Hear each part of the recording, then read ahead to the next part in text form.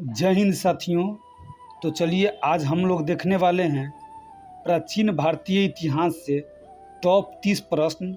अगर आप इस प्रश्न को कर लेते हैं तो कोई भी एग्ज़ाम में आपको प्राचीन इतिहास से प्रश्न पूछता है तो कोई दिक्कत नहीं होगा।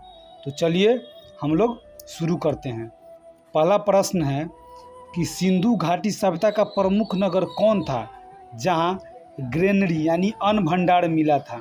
तो यह हो जाएगा आपको पहला का ऑप्शन हड़प्पा हो जाएगा। कौन हो जाएगा? हड़प्पा हो जाएगा ये। चलिए दूसरा प्रश्न देखते हैं कि सिंधु घाटी, देखिए सिंधु घाटी सभ्यता के लोग किस धातु से परिचित नहीं थे? तो यह हो जाएगा ऑप्शन इसका डी। कौन हो जाएगा? ऑप्शन डी, लोहा। ऋग्वेद में सर्वाधिक उल्लेख किस देवता का, देखिए क्या कर रहा है, ऋग्वेद में सर्वाधिक उल्लेख किस देवता का नाम मिलता है? यहाँ पे क्या किस देवता का, थोड़ा क्वेश्चन ही गलत हो गया है, लेकिन लिखा रहेगा कि ऋग्वेद में सर्वाधिक उल्लेख किस देवता का है। ठीक है। तो सबसे ज़्यादा उल्लेख किस देवता का है? तो यह आपको हो जाएगा ऑप्शन बी, इंद्र भगवान का। चलिए आइए, महाजन पद काल में मगध की राजधानी क्या थी? महाजन पद काल में मगध की राजधानी क्या थी? तो यह हो जाएगा राजगिरी। आइए अगला प्रश्न देखते हैं, बौद्ध धर्म का त्रिरत्न क्या है? देखिए बौद्ध धर्म का जो त्रिरत्न है वह क्या है? तो यह हो जाएगा बुद्ध संघ धर्म। देखिए इसका हो जाएगा आपको ऑप्शन बी। अगला प्रश्न हम लोग देखने वाले हैं, महावीर जैन का जन्म कहाँ हुआ था? तो महावीर जैन का जो जन्म हुआ था वह कुंडलग्राम में हुआ था। कहाँ हुआ था? कुंडलग्राम में। अगला प्रश्न है कि बुद्ध को ज्ञान की प्राप्ति कहाँ हुई थी? तो ज्ञान की प्राप्ति बुद्ध को गया में हुआ था। कहाँ हुआ था? गया में। अगला प्रश्न देखते हैं कि प्रथम बौद्ध संगीति कहाँ हुई थी? तो प्रथम बौद्ध संगीति जो हुई थी वह राजगिरी में हुई थी। कहाँ हुई थी? राजगिरी में। आइए अगला प्रश्न देखते हैं कि अशोक ने कलिंग युद्ध के बाद कौन सा धर्म स्वीकार किया? तो यह बौद्ध धर्म हो जाएगा। कौन धर्म हो जाएगा? बौद्ध धर्म। चलिए अशोक का शिलालेख किस लिपि में है? तो अशोक का शिलालेख ब्राह्मणी लिपि में है। आइए अगला प्रश्न देखते हैं, इंडिका पुस्तक किस ग्रीक लेखक ने लिखी थी? तो इंडिका हो जाएगा मेगास्थनीज। कौन हो जाएगा? मेगास्थनीज। आपका 11वां प्रश्न का था ऑप्शन।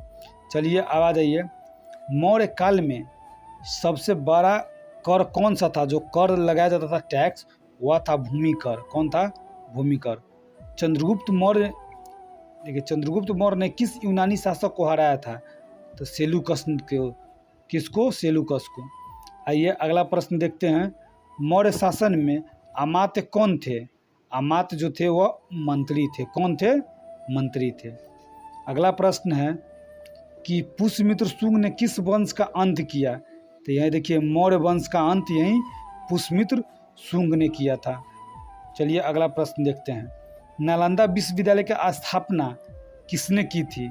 तो नालंदा विश्वविद्यालय को जो स्थापना किया था वह कुमारगुप्त था। कौन था? कुमारगुप्त। आइए अगला प्रश्न देखते हैं, गुप्त वंश के किस शासक को भारत का नेपोलियन कहा जाता है? भारत का नेपोलियन, देखिए नेपोलियन, तो यह समुद्रगुप्त हो जाएगा। चंद्रगुप्त और समुद्रगुप्त में थोड़ा कन्फ्यूजन रहता तो ध्यान रखिएगा, समुद्रगुप्त। भारत का नेपोलियन समुद्रगुप्त। आ जाइए, गुप्त काल को किस नाम से जाना जाता है? तो गुप्त काल को स्वर्ण युग के नाम से भी जाना जाता है। किस नाम से? स्वर्ण युग के नाम से। अभिज्ञान शकुंतलम के लेखक कौन है? तो अभिज्ञान शकुंतलम के लेखक कालिदास हैं। अगला प्रश्न देखते हैं, हर्षचरित के लेखक कौन है? तो हर्षचरित के लेखक वानभट्ट है। बहुत इंपॉर्टेंट शब्द देखिए, विष्णु शर्मा जो है वो पंचतंत्र का है। किसका? पंचतंत्र का है विष्णु शर्मा। ठीक। और कालिदास है अभिज्ञान शकुंतलम, और पाणिनि है अष्टाध्यायी। चलिए आ जाइए, ह्वेनसांग किसके शासनकाल में भारत आया था? तो ह्वेनसांग जो था वह हर्षवर्धन के शासनकाल में भारत आया था। सांची का स्तूप किस धर्म से संबंधित है? सांची का स्तूप बौद्ध धर्म से संबंधित है। अगला प्रश्न देखते हैं कि महेंद्र और संघमित्रा किसके पुत्र पुत्री थे? तो यह हो जाएगा अशोक का। किसका? अशोक का। ऑप्शन बी हो जाएगा। आइए, तमिल संगम साहित्य किस क्षेत्र से संबंधित है? तो यह तमिलनाडु से संबंधित है, ऑप्शन बी तमिलनाडु से संबंधित है। अगला प्रश्न है, सातवाहन वंश की राजधानी थी कौन? तो सातवाहन वंश के प्रतिष्ठान था।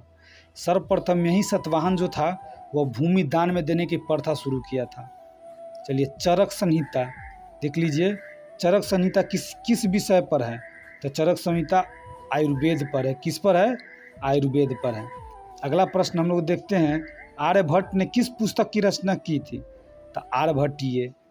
चलिए अब अगला देखते हैं कि भारत में सबसे प्राचीन नगर कौन सा है? तो सबसे प्राचीन नगर जो है यह हड़प्पा है। कौन है? हड़प्पा है। आइए, त्रिपिटक किस धर्म का ग्रंथ है? तो त्रिपिटक जो है वह बौद्ध धर्म का ग्रंथ है। आइए, पाणिनि किस विद्या से संबंधित था? तो पाणिनि जो था वह व्याकरण से संबंधित था। तो यह रहा टॉप 30 प्रश्न। अगर आप इस प्रश्न को करके जाते हैं एग्जाम में तो आपको बहुत ही सहूलियत होगा और प्राचीन इतिहास से क्वेश्चन आपको न के बराबर छूटेगा। ठीक है, तो मिलते हैं अगले वीडियो में। जय हिंद, वंदे मातरम दोस्तों।